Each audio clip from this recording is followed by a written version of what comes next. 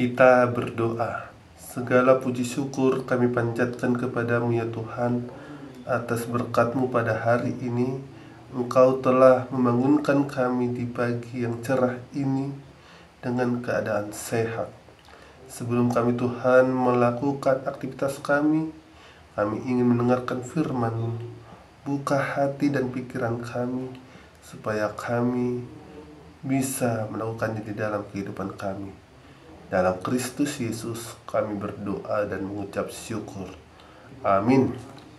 Amang-inang, remaja Napo Sebulung yang terkasih di dalam Kristus Yesus, firman Tuhan yang menjadi renungan kita pada hari Selasa tanggal 21 Januari 2025 tertulis dalam Ibrani 6 ayat 16.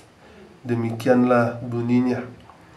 Sebab manusia bersumpah demi orang yang lebih tinggi, dan sumpah itu menjadi suatu pengokohan baginya, yang mengakhiri segala bantahan. Demikianlah firman Tuhan.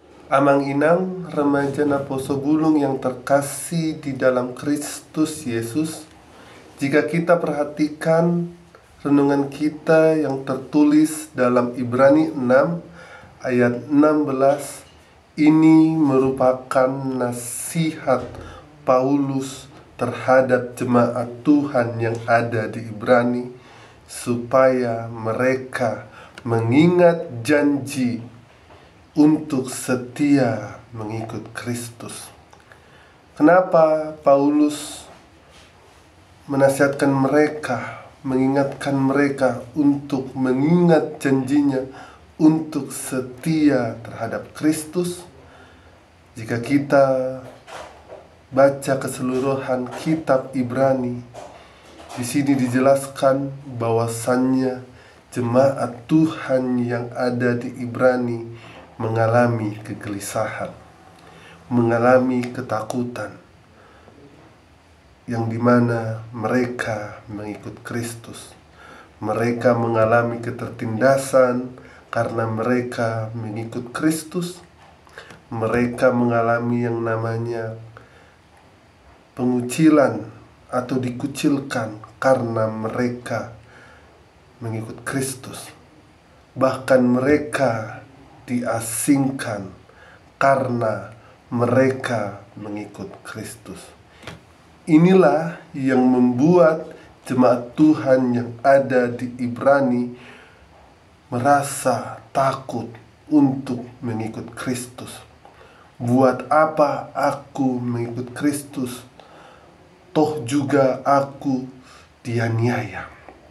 Toh juga aku dikucilkan. Toh juga aku diasingkan dan lain sebagainya. Sehingga mereka mengalami yang namanya kemunduran untuk mengikut Kristus. Oleh karena itulah dalam nats ini Paulus menasihatkan mereka, yang dimana di ayat 16 dikatakan, sebab manusia bersumpah demi orang yang lebih tinggi, dan sumpah itu menjadi suatu pengokohan baginya, yang mengakhiri segala bantahan. Disinilah Paulus ingin mengingatkan mereka supaya mereka mengingat janjinya setia terhadap Kristus, sehingga ketika mereka sudah setia terhadap Kristus, mereka akan disebut Kristen, pengikut Kristus yang sejati.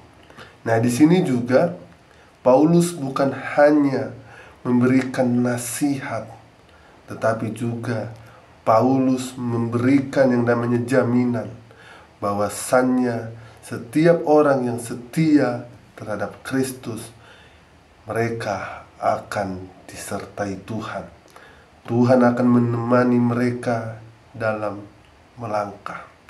Jika kita perhatikan amang-inang, jemaat Tuhan yang terkasih dalam Kristus Yesus, banyak tokoh Alkitab yang merasakan kesengsaraan dalam hidupnya, yang dimana seperti Abraham, yang dimana dia harus rela memberikan anaknya, tetapi karena kesetiaannya terhadap Tuhan, Tuhan mengganti korban bakarannya berupa kambing. Begitu juga Ayub, karena Ayub setia terhadap Tuhan, walaupun ia diberikan suatu penyakit, bahkan teman-temannya meninggalkan dia dan mengutuk dia, dia tetap setia terhadap Tuhan. Dan masih banyak lagi tokoh yang menggambarkan dia setia akan Tuhan, baik dalam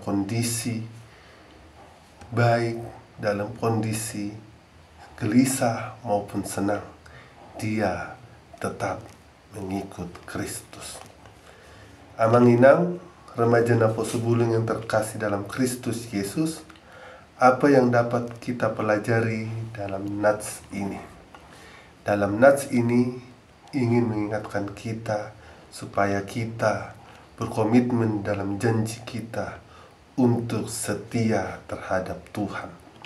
Banyak sekali godaan di zaman sekarang ini yang membuat kita meninggalkan Yesus. Banyak rintangan-rintangan yang membuat kita tidak lagi mengikut Kristus.